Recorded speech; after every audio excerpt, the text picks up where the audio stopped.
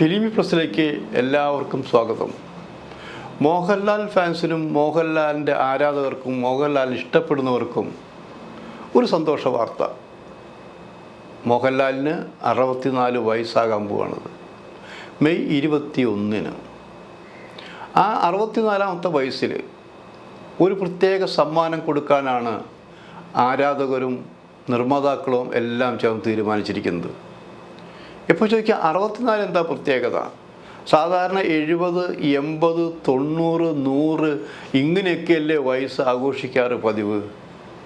പക്ഷെ ഇപ്പോൾ ആഘോഷങ്ങൾക്ക് അങ്ങനെ പ്രത്യേകിച്ചൊന്നുമില്ല. 64 64, അടുത്ത വർഷമാണെങ്കിൽ അതിന് കഴിഞ്ഞാൽ 65 ആവാം. അപ്പോൾ സൗകര്യമനുസരിച്ച് മോഹൻലാലൊക്കെ ഇപ്പോൾ പീക്ക് പീരീഡിൽ നിൽക്കുന്നതാണത്. അങ്ങനെ കത്തി ജ്വലിച്ച് നിൽക്കുന്ന അവസരത്തിൽ കൊടുക്കുന്ന സ്വീകരണത്തിനും സമ്മാനത്തിനും പ്രത്യേകതകൾ വേറെ ഉണ്ടെന്ന് ആലോചിക്കണം. കഴിഞ്ഞ വർഷം ഇങ്ങനെ വിലപിടിപ്പുള്ള സമ്മാനമൊന്നും ലാലിനാരും കൊടുത്തില്ല.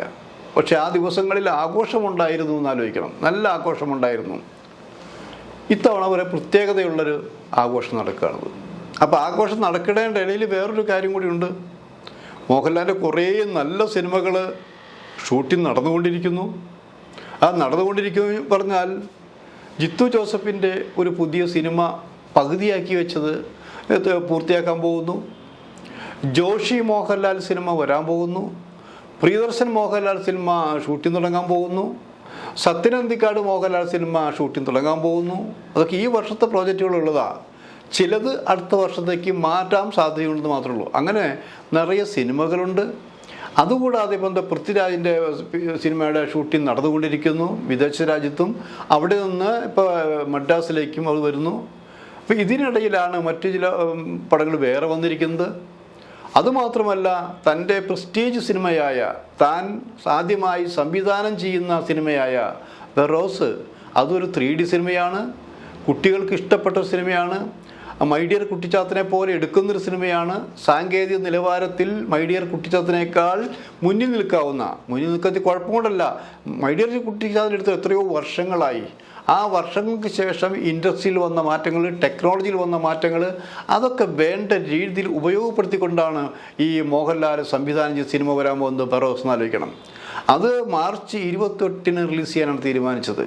അതോടൊപ്പം തന്നെ പൃഥ്വിരാജ് അഭിനയിച്ച, ബ്ലസ്സി സംവിധാനം ചെയ്ത, കഴിഞ്ഞ 6 വർഷമായി ചിത്രീകരണം നടന്നുകൊണ്ടിരിക്കുന്ന ആടുജീവിതവും മാർച്ച് 28 റിലീസ് ചെയ്യാൻ തീരുമാനിച്ചിരിക്കുന്നത്. അപ്പോൾ ഈ 2 വലിയ പടങ്ങളും ഒരേ ദിവസം ഒരേ സമയത്ത് തന്നെ റിലീസ് ചെയ്യുന്നതിനെക്കുറിച്ച് ഞങ്ങളുടെ ചാനലിലൂടെ പറഞ്ഞിരുന്നു, ചെയ്യരുത്. കാരണം പഴയ കാലഘട്ടമല്ല. ഇപ്പോൾ ഒരു സിനിമ ഇറങ്ങി കണ്ട് അതിൻ്റെ റിസൾട്ട് അപ്പം തന്നെ പോകും. 5 മിനിറ്റ് പോലും താമസിക്കില്ല. അപ്പം അങ്ങനെ ഏതെങ്കിലും രീതിയിൽ ഈ സിനിമയ്ക്ക് നെഗറ്റീവ് അഭിപ്രായം വരികയാണെങ്കിൽ പിന്നെ ആൾക്കാർ കുറയും. അപ്പം അതുകൊണ്ട് ഒരു സിനിമ 2 സിനിമ ഒരേ സമയം കാണാൻ ഒരാൾക്ക് പറ്റില്ലല്ലോ.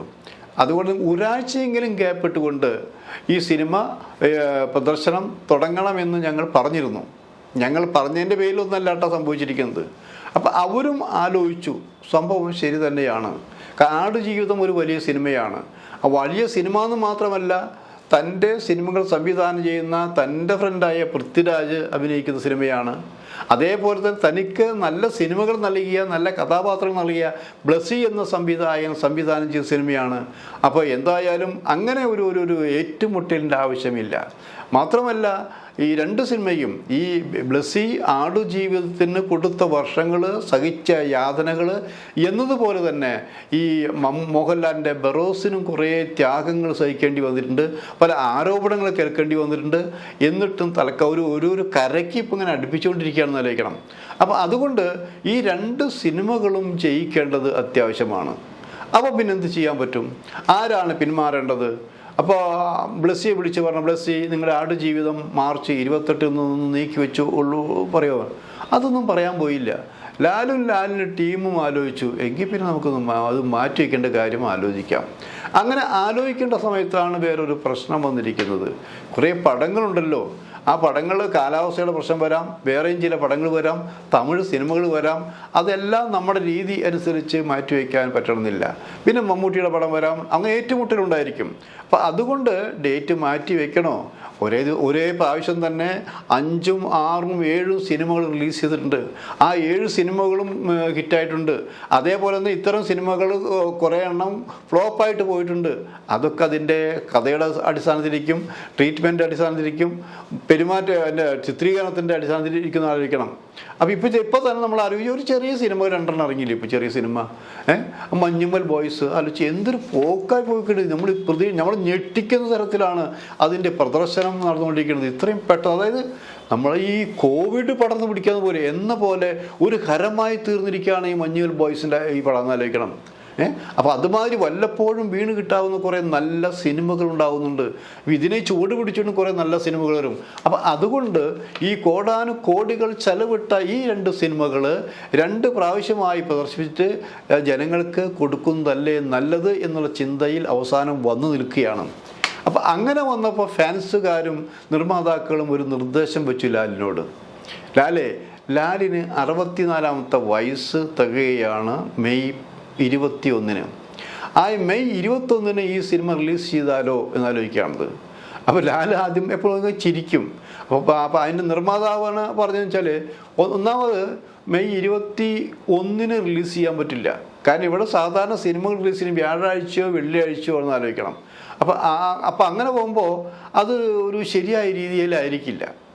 അപ്പോൾ അവർ പറഞ്ഞു, ഞങ്ങൾ ലാലിന് ഒരു പിറന്നാൾ സമ്മാനമായിട്ടാണ് ഈ കോടികൾ വിലമതിക്കുന്ന, കോടികൾ ചെലവിട്ട ഈ സിനിമ നൽകാൻ ഉദ്ദേശിക്കുന്നത്. അതൊരു ഞങ്ങളുടെ സമ്മാനമാണ്.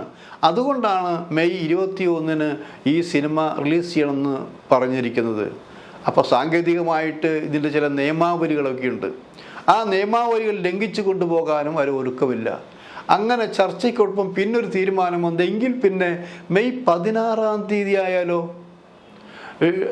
മറ്റ് നിബന്ധനകൾക്ക് എതിരാകുന്നില്ല. അപ്പോൾ മെയ് 16-ന് റിലീസ് ചെയ്താൽ പിന്നെ ഒരു 5 ദിവസം കൂടി കഴിഞ്ഞാൽ ലാലിൻ്റെ ബർത്ത്ഡേ ആണ് 64ാമത്തെ. അപ്പോൾ 16-ാം തീയതി മുതൽ ഈ സിനിമ റിലീസ് ചെയ്ത ആ ദിവസം മുതൽ പിറന്നാൾ ആഘോഷം തുടങ്ങുകയാണെന്ന് ആലോചിക്കണം. അങ്ങനെ സംഭവിച്ചുകൂടെ? നമ്മൾ വടക്കൻ നാട്ടിൽ പോയി ചില പ്രത്യേക സമുദായത്തിൻ്റെ കല്യാണങ്ങൾ 5ഉം 6ഉം 8ഉം ദിവസം കല്യാണത്തിന് ചടങ്ങുകളുണ്ടെന്ന് ആലോചിക്കണം. ചടങ്ങുകളില്ലാതെയും ചിലർ നടത്തുന്നുണ്ട്. അപ്പോൾ ഇവിടെ ഇതുവരെ ഇല്ലാത്ത രീതിയിൽ ലാലിൻ്റെ പിറന്നാൾ ഒരാഴ്ച എടുത്തിട്ടാണ് ആഘോഷം വയ്ക്കാൻ തീരുമാനിച്ചിരിക്കുന്നത്. അതായത് മെയ് 16-ന് ഈ സിനിമ റിലീസ് ചെയ്യുകയാണെങ്കിൽ 21-ന് ഈ ബർത്ത്ഡേ അവസാന ദിവസമാണത്.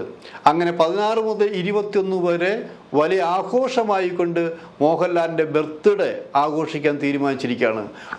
അങ്ങനെ തീരുമാനിക്കുമ്പോൾ ഇവരെ ഒരു തീരുമാനമെടുത്തിരിക്കുന്നു. ആ ദിവസങ്ങളിലുള്ള എല്ലാ സ്ഥലങ്ങളിലും സൂപ്പർ ഹിറ്റായിക്കൊണ്ട് ഈ സിനിമ പോകണം. അങ്ങനെ വരുമ്പോൾ മോഹൻലാലിന് കൊടുക്കാവുന്ന ഏറ്റവും വലിയ പിറന്നാൾ സമ്മാനമാണ് കോടികൾ വിലയുള്ള ഈ സിനിമ. അതായിരിക്കട്ടെ പിറന്നാൾ സമ്മാനം. അതിലൂടെ പ്രദർശന നഗരിയിൽ ജനലക്ഷങ്ങൾ കണ്ടുകൊണ്ട് മറ്റൊരു റെക്കോർഡ് കൂടിയിട്ടുകൊണ്ട് മോഹൻലാലിൻ്റെ ഈ പിറന്നാൾ ദിനം ആഘോഷിക്കാം എന്നുള്ള തീരുമാനത്തിലാണ് ഇപ്പോൾ എത്തിച്ചേർന്നിരിക്കുന്നത്.